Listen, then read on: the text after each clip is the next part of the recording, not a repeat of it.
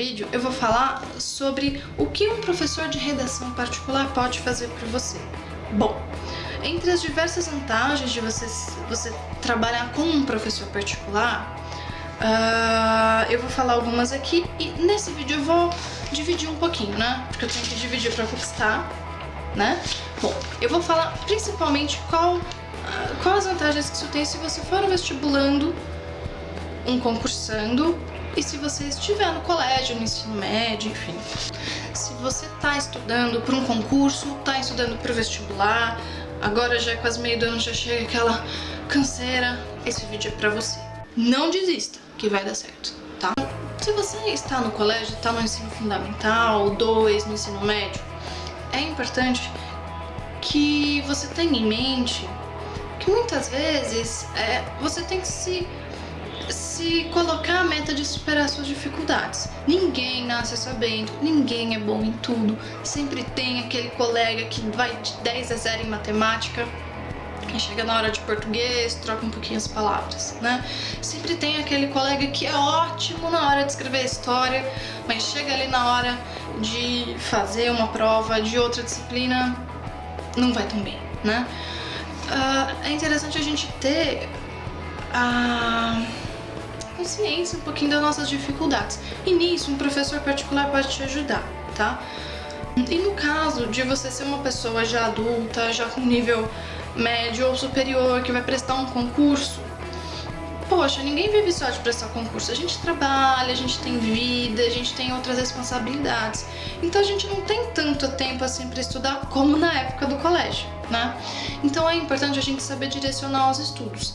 E eventualmente, quem já estudou muito na vida pode ajudar, porque tem uma certa experiência do que dá certo, o que não dá. Pode ajudar você a descobrir o que dá certo pra você, o que não dá, o que você precisa fazer para que as coisas deem certo e no tempo que você tem, você atingir o objetivo que você se propôs. Antes de tudo, quanto mais você se esforçar na sua vida escolar, mais efetivo vai ser o aprendizado que você vai ter. Eu não tô dizendo que você vai guardar na sua cabeça tudo aquilo que você aprendeu. Por exemplo, quando eu tava no colegial e tudo mais, eu aprendi a fazer sistema de equação, escalonamento, matriz. Hoje, se eu não pesquisar no Google a fórmula de Bhaskara, eu não consigo resolver uma equação de segundo grau agora. Se eu pesquisar no Google, eu vou saber se ela está correta ou não, porque a minha memória vai pegar aquele gancho e vai trazer aqueles conhecimentos que eu solidifiquei, tá? Se eu tiver que escrever um texto, é claro que eu vou escrever com muita tranquilidade, mas porque isso tá presente na minha vida desde aquela época, eu não deixei de fazer isso, assim como eu deixei de me dedicar a alguns cálculos da matemática, tá?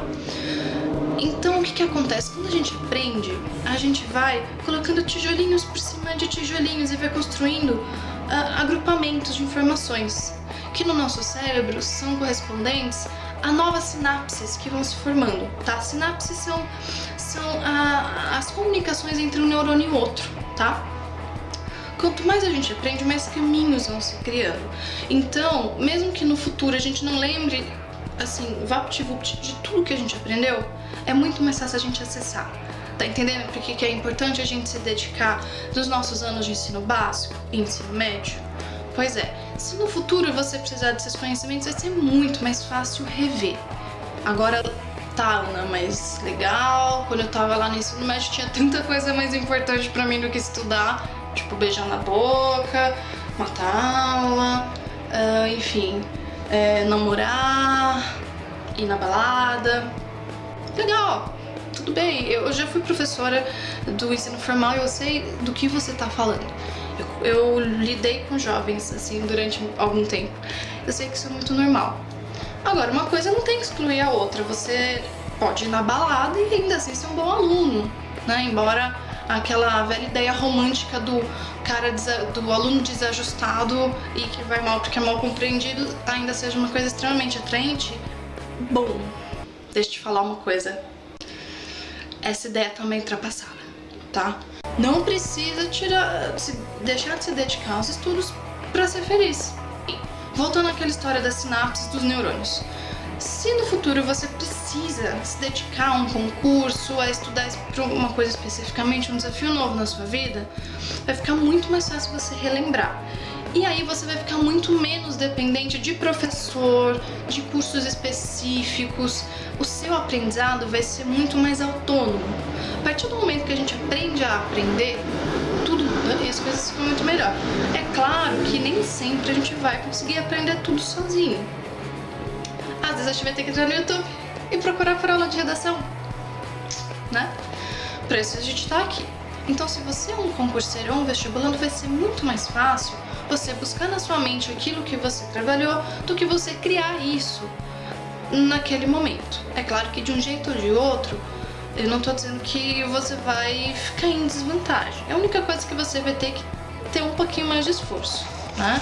Então, Ana, eu vou prestar um vestibular, eu vou prestar um concurso, eu vou precisar fazer uma redação, que na grande maioria, tipo 99,9% das vezes, é uma dissertação argumentativa. O que eu vou fazer? Bom, primeiro, você precisa saber qual é o desafio que você vai ter que enfrentar. Não adianta prestar uma prova, seja qual prova for, sem ler o edital, saber o que vai cair. Eu apliquei concurso durante algum tempo e, gente, pelo amor, né? Tá no edital que tem que levar uma caneta preta, transparente, não leva uma de bichinho. Então você precisa ter, enfim, voltando ao assunto, precisa ter noção primeiro do que você vai encontrar, ou seja, leia o edital, por favor. Segundo, você precisa saber com muita clareza quais são as suas dificuldades e as suas habilidades.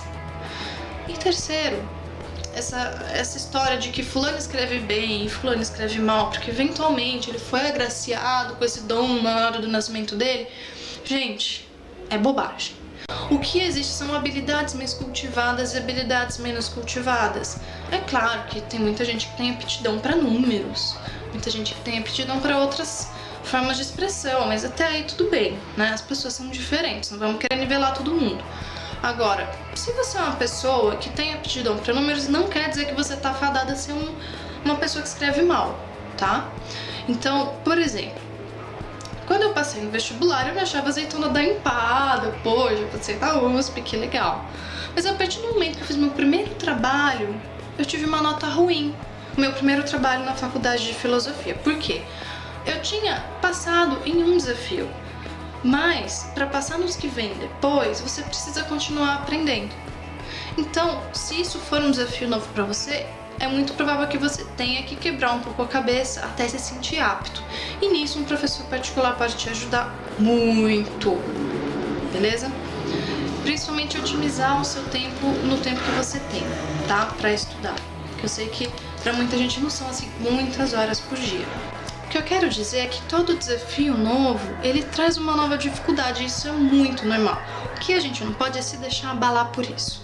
Então, quanto mais a gente estuda, mais a gente conhece o desafio que a gente vai enfrentar, a gente procura pessoas que já passaram por ele, que podem nos ajudar, mais a gente vai estar seguro e tranquilo na hora da prova.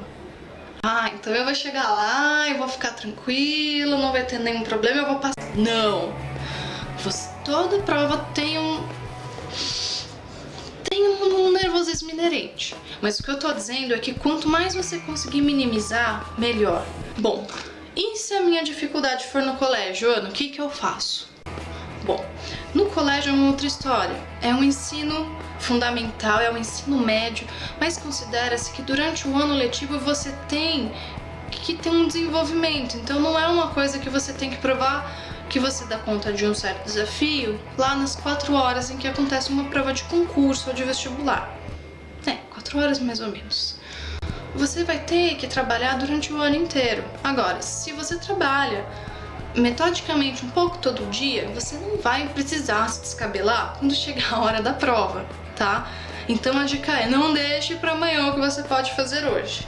Esse ditado minha avó já dizia, eu tô continuando a dizer, e com certeza um dia você vai falar para os seus filhos quando eles estiverem eventualmente na mesma situação. Então escuta a voz da sabedoria. É isso aí, a avó da sabedoria, exatamente, tá? Bom, Uma coisa boa é que você tem mais tempo para estudar, você tem um ano inteiro. Então, se você já tá ali com notas meio complicadas, você pode, quanto mais cedo você trabalhar, você pode conseguir um resultado melhor. Ana, eu tenho uma semana para recuperar 10 pontos, dá? Não. Claro, não deixa de tentar, afinal de contas, milagres acontecem, mas, acorda, cara. Não dá pra querer recuperar 10 pontos estudando uma semana.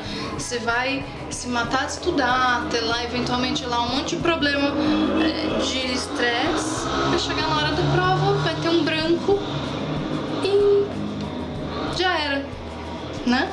Então, quanto mais tempo você tem, melhor mais resultados você consegue. E um professor particular de português pode te ajudar nesse ponto.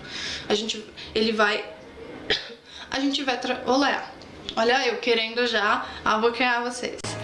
O professor vai sentar com você, vai estudar com você, ele vai conhecer muito bem as suas dificuldades, as suas potencialidades, ele vai te encaminhar para onde você precisa chegar, tá?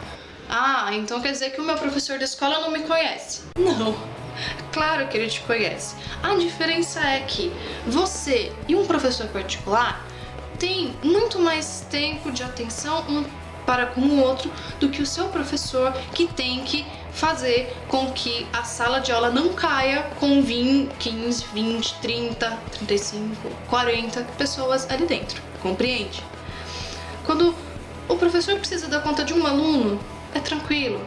Agora, quando é preciso tomar conta de muitos alunos, ensinar, ver lição, tirar dúvidas, é óbvio que a atenção do professor se divide pelo número de alunos.